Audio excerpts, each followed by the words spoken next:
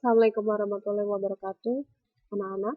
Hari ini kita mau bahas tentang rangkaian arus searah. Kita lihat ibu punya bahan yang bagus nih, bisa kita bahas. Sebelumnya ibu review kembali tentang arus listrik. Kalian kemarin sudah tahu apa itu arus konvensional dan arus elektron. Arus konvensional yang bergerak adalah muatan positif, sedangkan kalau arus elektron yang mengalir adalah muatan negatif, sehingga karena muatan itu bergerak sehingga menimbulkan arus, sehingga bisa kita rumuskan bahwa arus atau kuat arus didefinisikan sebagai banyaknya muatan listrik pada suatu konduktor tiap satuan waktu. Jadi laju muatan. Jadi banyaknya muatan yang mengalir pada suatu konduktor tiap satuan waktu. Dirumuskan dengan I sama dengan Q dibagi T. Dengan I-nya itu adalah arus, Q-nya itu adalah muatan, dan T-nya adalah waktu. Satuan dari arus adalah Coulomb per sekon. Karena muatan itu satuannya Coulomb, waktunya muatannya sekon. Coulomb per sekon itu sama dengan ampere. Nah, itulah asal-usul kenapa arus itu satuannya adalah ampere, ya. Kemudian kemarin sudah ibu bahas juga ya, dari sini nyambung ke hukum Ohm. Hukum Ohm jangan lupa rumusnya itu I sama dengan P dibagi R, dengan P-nya itu adalah sumber tegangan dan R-nya itu adalah hambatan. Nah, tapi spesifiknya tentang arus itu adalah muatan yang mengalir.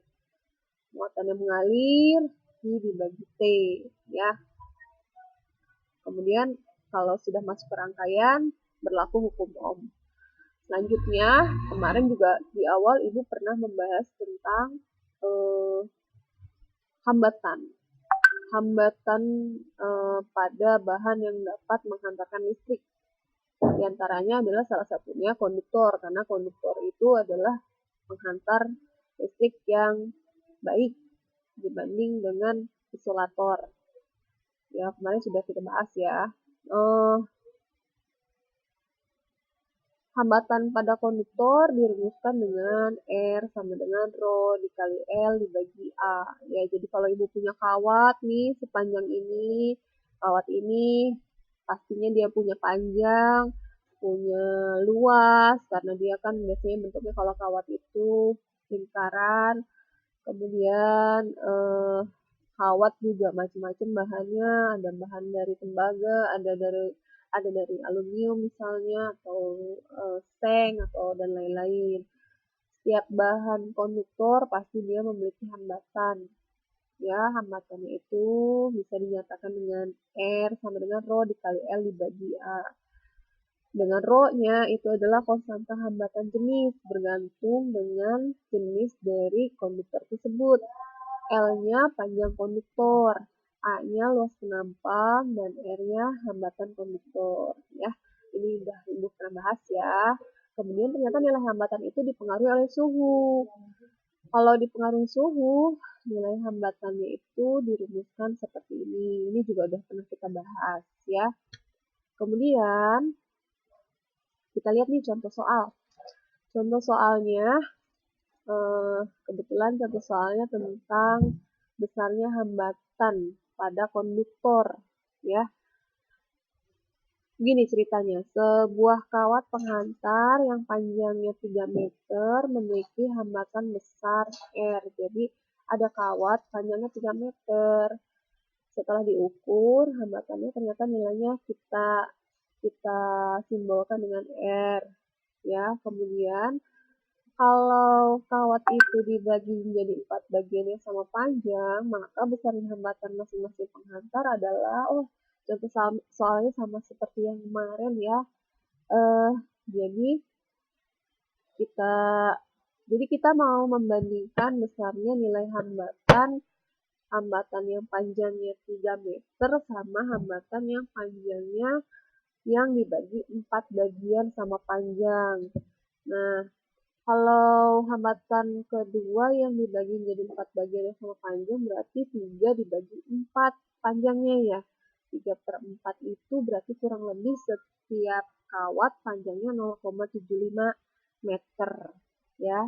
Nah, kalau ada soal yang seperti ini, perbandingan seperti ini, kita bandingkan saja keadaan satu dengan keadaan dua, keadaan kawat satu dengan keadaan kawat dua. Rumus dasarnya adalah R sama dengan rho kali L dibagi A. Nah, karena yang diketahui di soal itu adalah variasi panjang, maka bisa kita amati R ini sama L ya, hubungannya adalah berbanding lurus. Jadi, bisa kita langsung bandingkan eh, antara kawat satu dengan kawat dua, ya hambatannya karena L yang berbanding lurus dan yang diketahui adalah L, jadi R1 per R2 sama dengan L1 per L2. Nah, R1, L1-nya 3 meter. R2, L2-nya itu tadi 3 meter dibagi 4, gitu. Kalau disederhanakan, jadi R1 banding R2 sama dengan 4 dibanding 1. Sehingga kalau disederhanakan, kan yang ditanyakan adalah berapa hambatan kawat kedua apabila dibagi 4 panjang kawatnya kan, berarti R2.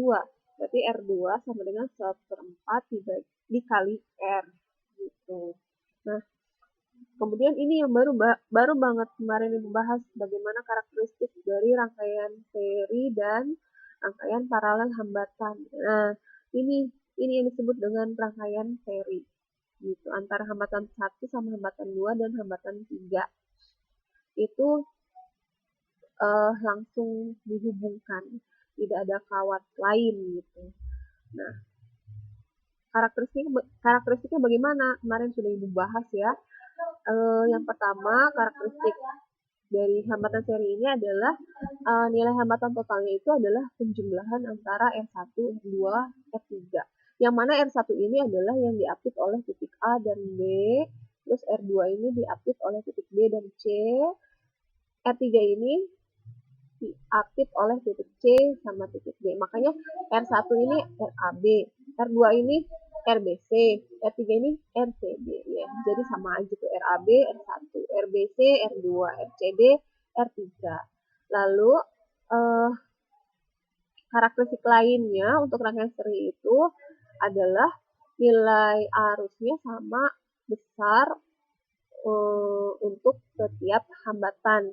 Jadi kalau dicari nih arus totalnya pada rangkaian seri ini, maka arus total ini akan sama besar nilainya pada saat dia melewati R1, pada saat dia melewati R2, dan pada saat dia melewati R3 gitu.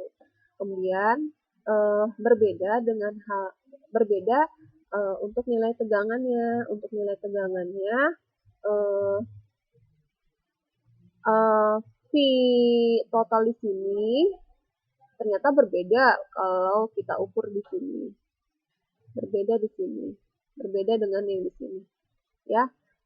Jadi tidak sama. Jadi kalau di total V di sini, VAB ditambah VBC ditambah VCD itu jumlahnya sama dengan V total. Ini ya.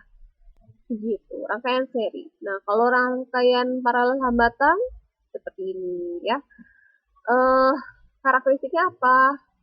Kemarin sudah Ibu bahas karakteristiknya yang untuk rangkaian paralel hambatan nilai V-nya sama untuk setiap hambatan. Jadi kalau nilai di sini V totalnya 12 volt misalnya ya, maka di sini juga kalau diukur V-nya 12 juga, di sini juga 12 juga, di sini juga 12 ya, gitu.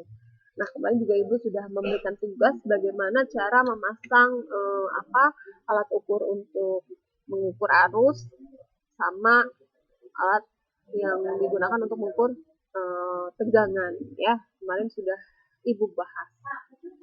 Kalau ampermeter dipasangnya seri, kalau voltmeter dipasangnya paralel gitu. Kemudian